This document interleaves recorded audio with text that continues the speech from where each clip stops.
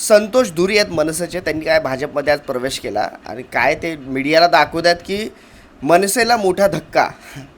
मला हसायला येतं आहे. म्हणजे काय दाखवायचं म्हणून. अरे त्यांना तिकीट नाही मिळालं म्हणून ते गेलेत भाजपमध्ये.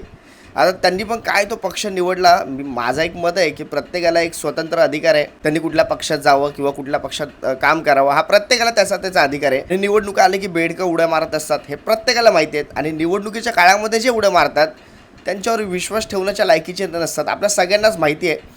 आणि कशासाठी ते उड्या मारत असतात तर बाबा रे स्वतःसाठी. ते काय कामासाठी वगैरे उड्या मारत नसतात. मला खरं ती न्यूज ऐकल्यावर पहिला प्रश्न हा पडला की धुरींना जायचं होतं ते काय भाजपमध्येच जायचं होतं का?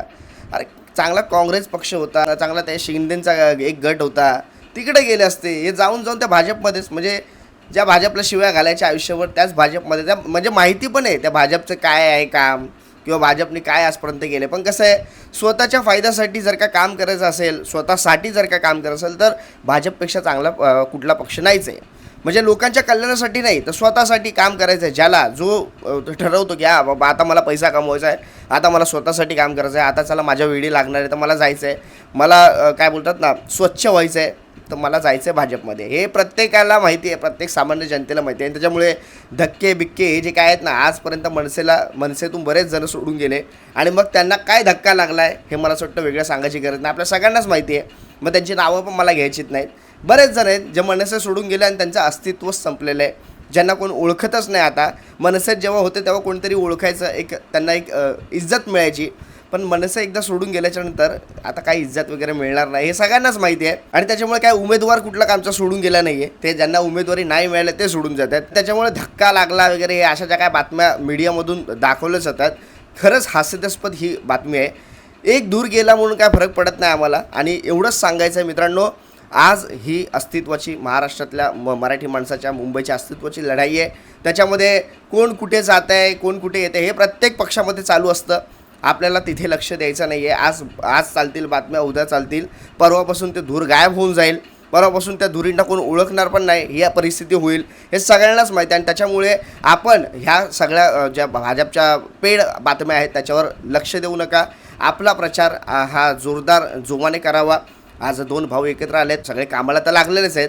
पण तरी मित्रांनो, हे जे बातम्या आहेत त्याला बळी पडू नका. कारण ह्यांचे जे आहेत ना, मी आता फेसबुक इंस्टाग्राम चालू केलं ना की स्क्रोलिंग होत असतं. हे सगळे जे असतात ना बातम्या, एका पोस्ट मागे मी तुम्हाला एका व्हिडिओ सांगितला, पुरावे पण दिले. 10,000 रुपये, 2,000 रुपये, 5,000 रुपये अशा लावतात आणि एका पोस्ट. आता हे पैसे त्यांना कुठून कोण देतं, आता हे सत्य ते म्हणून कोण ह्यांना काय बोलू शकत नाही. ह्यांचा कारभार कसाही चालला आहे. बिनविरोध निवडून आणणं, कोणाचं तरी खून करणं, कोणाला तरी धमक्या देणं, कोणाला तरी घरातून उचलणं, ह्या सगळ्या गोष्टी यांच्या चालू आहेत. कारण ह्यांची सत्ता आहे.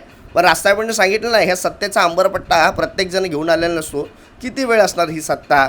एकदा सत्ता गेली ना तर मग जे तुम्ही करून ठेवले ते डबल तुम्हाला भोगावं लागेल, हे रास्ता प्रत्येक वेळेला सांगत असतात.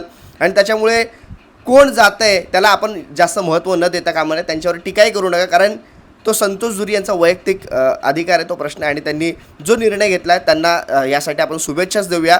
त्यांना असं वाटत असेल का भाजपमध्ये जर का त्यांचं चांगलं होणार असेल किंवा त्यांच्या हातून काही चांगली विकास कामं घडणार असतील तर त्यांना शुभेच्छा. कारण व्यक्ती म्हणून संतोष धुरी खरंच चांगले होते आणि त्यांना विरोध नाहीच. पण त्यांना त्यांचा निर्णय त्यांना लख लाभू, एवढंच सांगेल मित्रांनो. बाकी या मीडियाच्या, या भाजपच्या पेड न्यूजला बळी पडू नका. आणि काय मोठा धक्का बिक्का वगैरे असं लागलेलं नाही आहे. धक्का लागला आहे ह्यांना, म्हणून हे लोक आपले माणसं खेचायला लागले पैसे देऊन. ह्यांच्याकडे पैसा आहे फक्त, बाकी काही नाही आहे. जी एकनिष्ठपणा आहे ना ती मनसे आणि शिवसेनाच्याचकडे, हे आपल्या सगळ्यांनाच माहिती आहे. तुर्तास सांगतो मित्रांनो, जय हिंद, जय महाराष्ट्र.